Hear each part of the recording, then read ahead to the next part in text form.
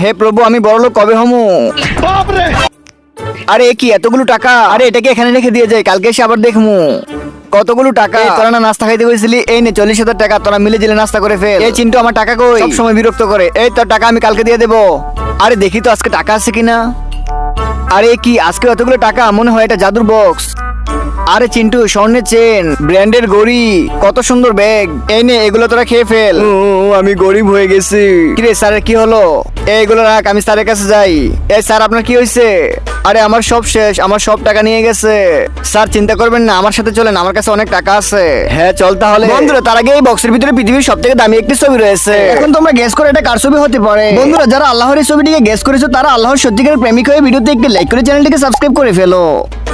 দেখেন স্যার, এই দেখেন স্যার, এটা হলো জাদুর বক্স। এটা খুললেই টাকা পাওয়া যায়। আর এটাই তো সেই বক্সটি যেখানে আমার জমানো সকল টাকা ছিল। পরে তো খাইছি।